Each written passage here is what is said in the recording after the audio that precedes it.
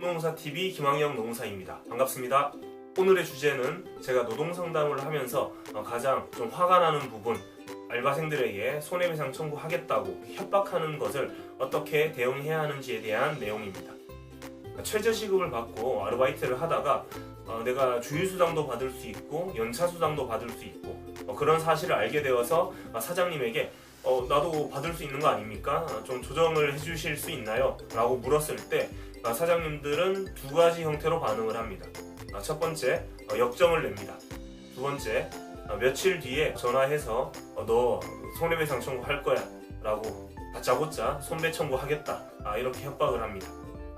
첫 번째는 좀 어느 정도 이해되는 부분도 있어요. 내가 몰라서 안 줘도 된다고 생각했던 돈을 알바가 달라고 하면은 좀 화가 나기도 하겠죠. 그런데 두 번째는 좀 이해할 수가 없어요. 일반적인 반응이 아닙니다. 일상생활 하다가 누가 돈 달라고 하면은 너 손배 청구할 거야? 이런 식으로 하지 않죠. 누군가가 그런 식으로 컨설팅을 하고 있습니다. 그런 사람들 나쁜 사람들인 것 같아요. 일단 뭐 주휴수당이든 뭐든 달라고 하면은 손배 청구하겠다고 겁을 준 다음에 구체적인 손해 내용을 말해주면서 협상을 하는 거죠. 주휴수당 늘린 거 한 70만 원이라고 하면은 40만 주고 퉁치는 걸로 너의 그 손해배상 책임도 없던 걸로 해줄 테니 40만 받고 끝내자 이런 식으로 협박하는 겁니다. 아주 나쁜 거죠. 사업주가 이런 식으로 나오면 노동자들도 아르바이트생들도 법 내용을 좀 알고 있어야 대응이 됩니다. 진짜로 합의를 봐줘야 되는 건지 안 봐줘도 되는 건지 어느 선에서 합의를 봐줘야 되는 건지 그런 것들에 대한 어느 정도 판단을 세울 수 있을 겁니다. 그럼 지금부터 왕노무사와 함께 공부를 해보도록 하겠습니다. 구독과 좋아요 눌러주세요. 감사합니다. 위약 예정 금지를 알아보겠습니다. 근로기준법 제20조에서는 위약 예정 금지에 대해서 규정하고 있습니다. 손해배상액을 미리 정하는 근로계약을 할 경우 사용자는 500만 원 이하의 벌금에 처해집니다. 난이도가 하예요, 하. 일단 근로계약서에 그런 내용이 들어가 있는 것 자체로 처벌 대상입니다. 일단 고소하고 시작할 수 있습니다. 예를 들면 지각하면 5,000원, 결근하면 만원, 접시 깨면은 만원, 컵 깨면은 15,000원 이런 식으로 근로계약서에 써 있다. 그 즉시 처벌 대상입니다. 다음은 임금 전액불 지급 원칙에 대해서 말씀드리겠습니다. 임금은 무조건 전액을 다 지급해라 라는 내용인데요. 근로계약서에 지각하면 얼마, 결근하면 얼마 이런 내용이 안 적혀 있지만 실제로 지각하고 결근했을 때 또 접시나 컵을 깼을 때 알바비에서 그 금액만큼 제하고 지급하면 어떻게 될까요?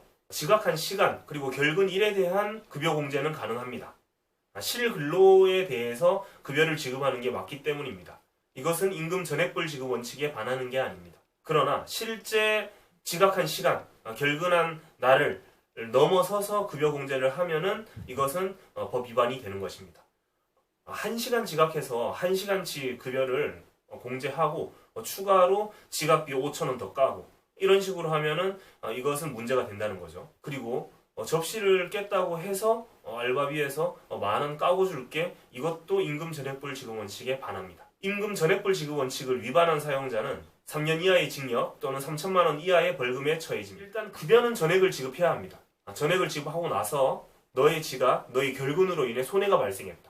너가 깬 접시 비용, 너가 깬 컵 비용 이것에 대한 손해배상 청구 소송을 하면 어떻게 될까요?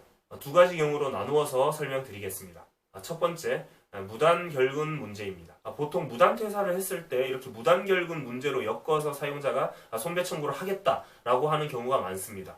왕노무사TV 무단퇴사 편을 보시면은 무단퇴사가 어떻게 무단결근으로 이어지는지 어떤 경우에 그런 것들이 나와 있으니까 한번 영상을 보시면 좋겠습니다. 자, 무단결근을 했습니다. 우리 매장은 매출이 150만 원인데 너가 결근한 날 50만 원밖에 안 나왔어. 그래서 100만 원을 너가 손해를 낸 거니까 100만 원 손해배상 청구하겠다. 이렇게 하는 겁니다. 이게 가능할까요? 손해배상 청구 소송에서 사용자가 승소하려면 사용자가 실제로 100만 원 손해가 발생했다라는 그 사실과 그 100만 원이 나의 결근으로 인해서 발생한 것이라는 그 인과관계까지 모두 사용자가 입증을 해야 합니다. 조류독감이 유행하면 치킨집이 매출이 안 나올 수 있겠죠? 또는 비가 오거나 하면 매출이 또 내려갈 수도 있을 겁니다.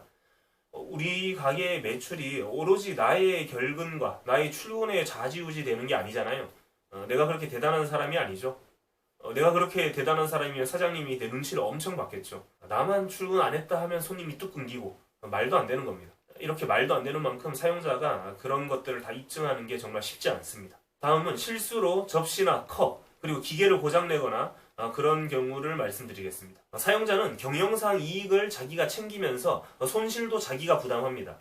그런데 이익은 자기가 챙기면서 문제가 발생했을 때 모든 책임을 노동자한테 전가시킨다? 이것은 말도 안 되는 거죠. 노동자가 손해를 발생시켰다 하더라도 그 노동자에게 고의 또는 중과실이 있어야 합니다.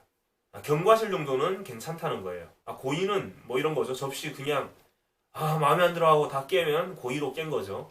중과실은 조금만 신경 썼더라면 손해가 발생하지 않았을 정도, 즉 고의와 거의 유사한 정도까지 이르러야 합니다. 매장에 컴퓨터가 고장이 났는데 이거 왠지 물 청소하면은 고칠 수 있을 것 같다 하고 물에 담궈서 막 헹궈버리는 거죠. 이 정도 중과실이 될 수 있겠죠. 단순히 사소하게 접시 좀 깨고 컵 좀 깨고 이런 것들 문제가 되지 않습니다. 경과실이에요. 그럼 고의 또는 중과실이 있었다면 그 손해액을 모두 노동자가 책임져야 하는 걸까요? 이것도 아닙니다. 판례는 사업의 성격과 규모, 시설의 현황, 피용자의 업무 내용, 근로조건이나 근무 태도, 가해행위의 예방이나 손실의 분산에 관한 사용자의 배려 정도, 기타 집안 사정에 비추어 손해의 공평한 분산이라는 전제에서 실익칙상 상당하다고 인정되는 한도 내에서만 책임을 집니다. 말이 참 어렵죠. 판례는 원래 말이 다 어려워요. 요약하자면은요. 어쨌든 다 책임지는 게 아니라 사용자가 이렇게 배려는 해줬는지, 접시를 안 깰 만한 그런 환경이 됐는지, 가게가 바쁘면 접시가 깨질 수도 있죠. 급하게 서두르다 보면 그런 것들을 다 감안한다는 것입니다.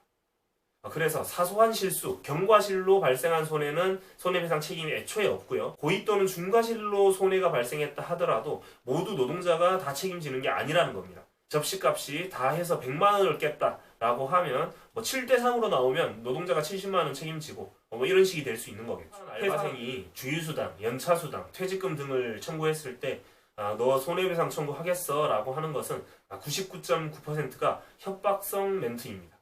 실제로 그렇게 진행되는 경우는 거의 없습니다.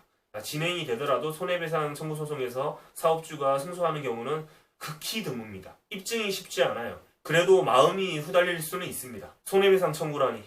엄마가 아빠가 무조건 송사는 피하라 했는데 내가 지금 학비 벌려고 알바하고 있는데 갑자기 손배 청구라니. 정말 무서울 수 있죠. 그럴 때 전문가와 상담하세요. 왕노무사TV에서 상담을 하셔도 되고요. 요즘에 주변에 무료 노동 상담 채널이 매우 많습니다. 그런 것들 다 활용하셔도 됩니다. 상담을 받고 나서 본인 상황에 맞게 키워드로 검색도 해보세요. 인터넷 검색도 요즘 젊은 친구들은 많이 잘 할 수 있으니까요. 일정 부분 해소가 되는 부분이 있을 겁니다. 겁먹은 만큼 합의를 볼 때 뒤로 물러나게 됩니다. 아는 만큼 합의 볼 때 한 발짝 다가서서 유리한 고지를 선점할 수 있습니다. 파이팅! 구독과 좋아요 눌러주시고 그럼 다음 시간에 또 만나요.